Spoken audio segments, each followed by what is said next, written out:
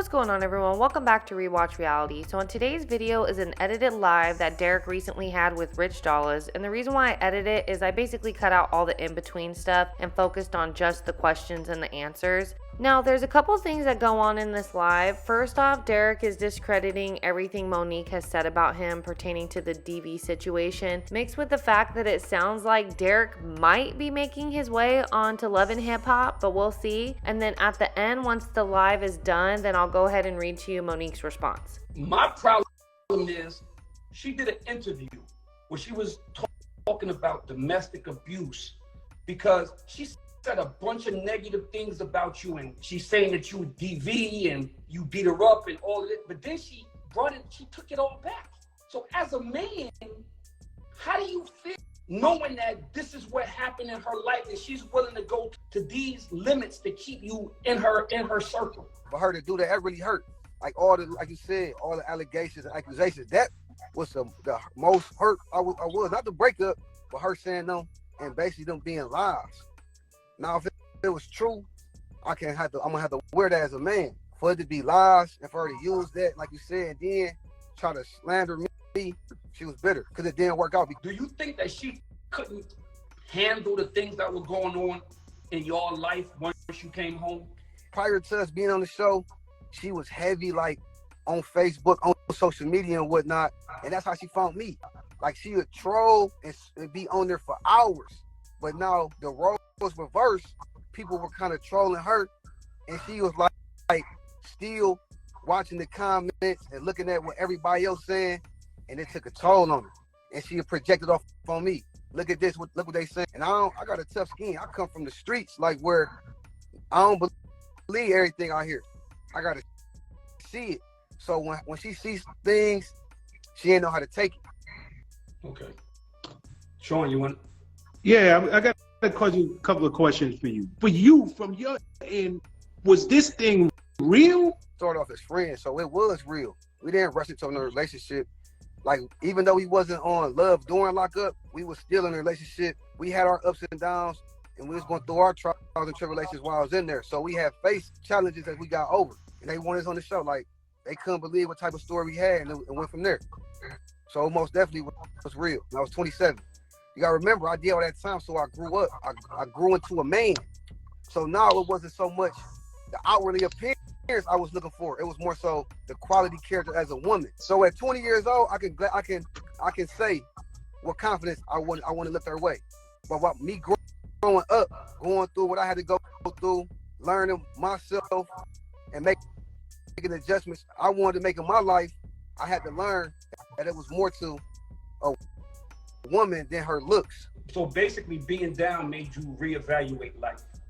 Exactly. Made you look at people differently. Exactly.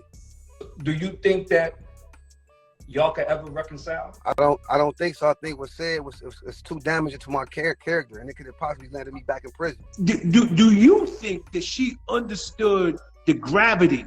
Like you just did her even saying, and I gotta believe that you still on parole.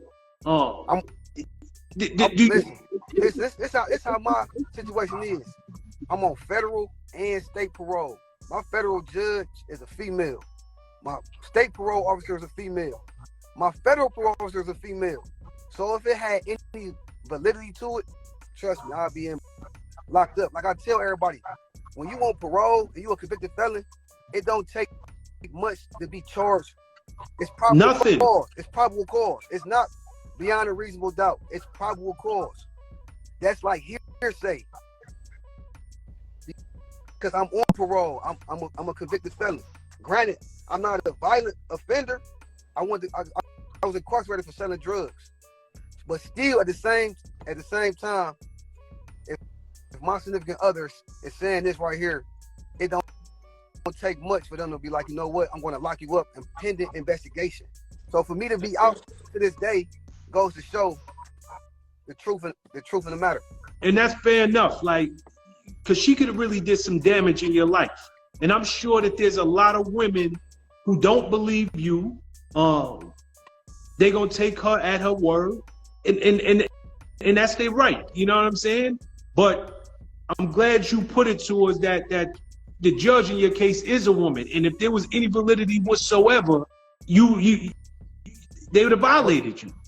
I'm gonna add this too. Monique had my phone, and she deleted all our videos with her being aggressive, saying a lot of things that she was gonna do if things didn't work out, like how she was gonna ruin me and make it be like so where nobody else wanted me, I would make me look unattractive and pretty much cancel me.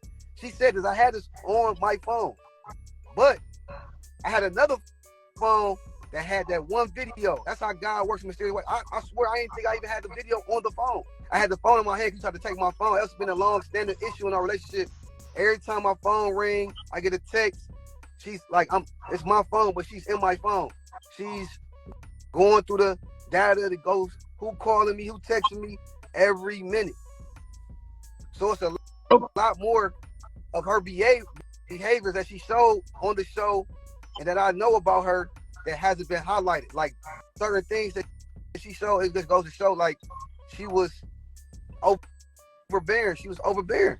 Ain't no other word to say it. She was overbearing. Did you get that woman cause to wild out every time your phone went off? First and foremost, Monique, she's territorial. She had her own insecurities prior to me. And to answer your question, I didn't make it no better. Being man to man, I ain't make it no better. Okay. I didn't help the Fair cause. enough. I didn't help the cause. But you got anything else for him, Sean? You talking to somebody else now? I'm single. I'm enjoying, the dating life. I'm having fun. I ain't gonna lie. We get ready to get to that. I'm glad you opened that door. Yeah. You know where I was going, Rich, but go ahead. It's all love, It's all love. So you're a single man right now.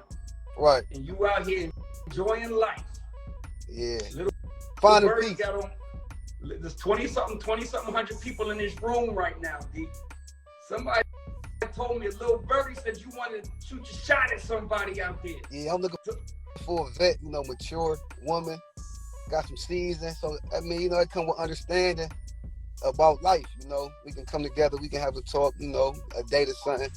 I'm looking for something, I'm gonna go back to my preference, man. From, my younger days, they always treated me real well. So, light skin, long hair, I'm gonna see what Carly Red is talking about. I like that one. You like Carly Red? Yeah, I like her. She's seasoned. She can handle me, I can handle her. Me and Carly kind of cool. I can arrange that. I can arrange that, yo. Tell her I said what's up. Yo, everybody in the chat right now, I want y'all to go on Carly Red page and say Rich Dollaz said that. My nigga Derek said what's up. Yeah, and I got his number, and I can DM you her number and DM her your number, and y'all can make this love connection. Hey, so look. So you was mentioning the Creep Squad, right? So my father, I come from the pedigree of the Dangerous Crew.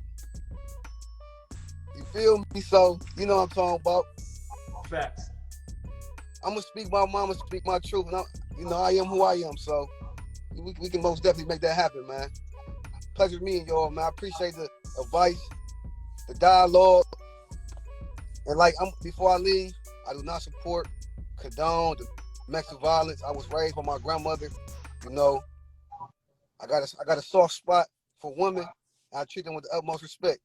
Now, Monique's response to Derek doing this interview was, "I'm so tired of this cornball speaking on me. He's really doing interviews disputing the fact that he ever laid hands on me and crying about me playing with his freedom, but keeps talking about it. Just shut up, because now I have no choice but to release receipts. Y'all can call me a lot of things, but one thing I'm not is a liar. Derek's gonna learn to stop speaking bad on me. I've been nothing but solid our entire relationship." I have to be honest, you guys, this whole situation to me is confusing because there's a lot of back and forth going on. It's like, I'm not discrediting anything Monique said, but at the same time, like, why isn't Derek in jail if he actually did put hands on her? Why are they still in communication? You know, there's been numerous lives of where they're calling each other when they're on live and going back and forth. And so the whole thing and situation is just kind of odd to me. Well, one thing I can say for sure in this whole situation is Derek definitely seems like he's living his life true now, because he was on TikTok live last night with a woman in his room, and a lot of people are speculating that it's the same woman that kicked off all the drama when Derek had went live at that club that night on Cinco de Mayo, which sparked everything and basically the downfall of Monique and Derek in the first place. Alright guys, that's all I got for you today on this video. Definitely drop a comment below and let me know your thoughts on this whole situation. And until next time guys, peace out.